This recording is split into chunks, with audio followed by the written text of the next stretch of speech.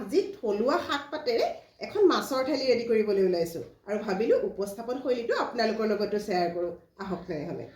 এয়া ভাত সাজৰ কাৰণে মই যাৱতীয় যা যোগাৰখিনি কৰি আছোঁ।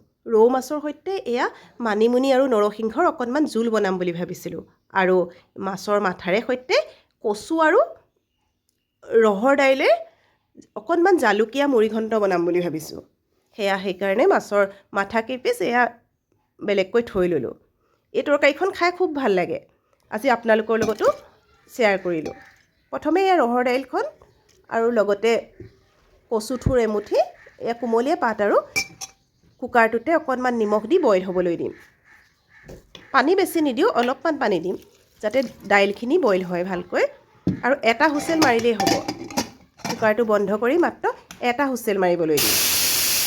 তাৰপাছত জুইৰ পৰা নমাই থৈ দিম। এতিয়া মাছ কেইপিচ ফ্ৰাই কৰি লওঁ।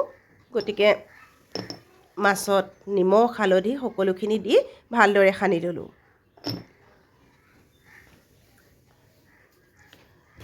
এয়া সকলোখিনি সনাৰ পাছত এয়া মাছৰ জোলৰ কাৰণে প্ৰথমে এয়া মানিমুনি শাকখিনি ভালদৰে কেইবাবাৰো ধুলোঁ। ইয়াত যিহেতু বালি থাকে গতিকে কেইবাবাৰোৱে ধুব লাগে আৰু শিপাখিনি ভালদৰে চাফা কৰি ল'ব লাগে।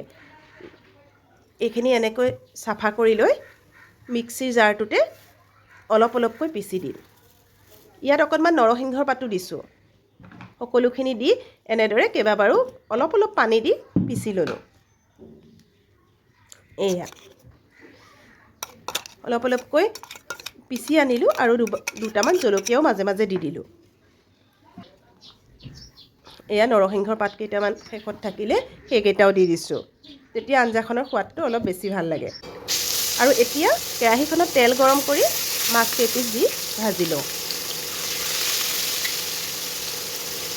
মাছ কেইপিচ ভালদৰে ইলুটি চিলুটি কৰি ভাজিলোঁ। অকণমান ৰঙচুৱা হ'লত এপিচকৈ নমাই থলোঁ। ইয়াতে অকণমান জেগা থকাত মই এয়া মাছৰ মূৰ এটা চিৰাও দি দিছোঁ। এয়া কিছু সময়ৰ পিছত এয়া লুটি কৰি ভাজি মাছ কেইপিচ তেলৰ পৰা নমাই ল'লোঁ।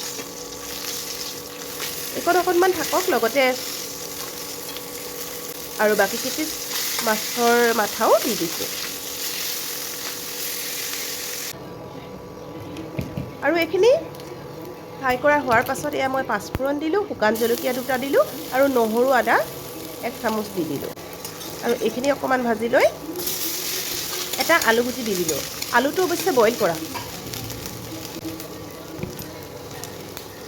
হালধি দিলোঁ আৰু এইয়া মানিমুনি শাকৰ জোলখিনি ইয়াত দি দিলোঁ।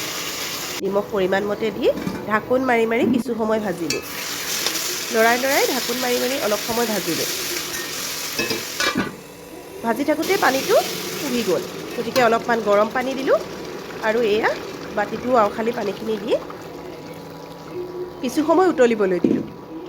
অকণমান পানীটো বেছিকৈ দিছোঁ কাৰণ উতলিব লাগিব।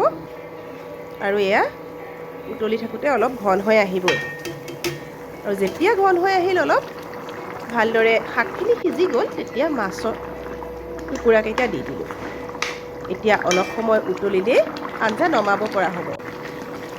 এয়া অলপ সময় উতলাৰ পাছত পানীৰ পৰিমাণটো বহুত কমি গ'ল দেখিছেনে? আৰু এতিয়া মই এইখিনি নমাই থ'ব পৰা হ'ল। এয়া এটা বাতিত কাঢ়ি ল'লোঁ আৰু এতিয়া কচু শাকৰ তৰকাৰীখন বনাই লওঁ। ইয়াতো দেখিছে নহৰু আদা শুকান জলকীয়া পাঁচফোৰণ এনেদৰে দি ল'লোঁ। তাৰপাছত এইয়া কুকাৰত যে বইল কৰি থৈছিলোঁ ৰহৰ দাইল আৰু কচুখিনি সেইখিনি ইয়াত দি দিলোঁ, তেলতে দি দিলোঁ। দি কিছু সময় ভাজিলোঁ আৰু ভাজোঁতে একেবাৰে কচুৰ আগটো ধুনীয়া হৈ গ'ল। আৰু 1 চামুচ এয়া জালুকৰ গুড়ি দিছোঁ। ইয়াত জালুকৰ গুড়িটোৱে মেইন। যিমান জ্বলা খায় তাৰ পৰিমাণ অনুসৰি দিব লাগিব। মই 1 চামুচতকৈ অলপ বেছি দিছোঁ। বেছি জ্বলা হ'লেও আকৌ সকলোৱে খাব নোৱাৰিব। কিন্তু এই তৰকাৰীখনত জালুককণ দিলে বেছি ভাল লাগে। কুকাৰটো আওখালি অকণমান গৰম পানী দি দিলোঁ।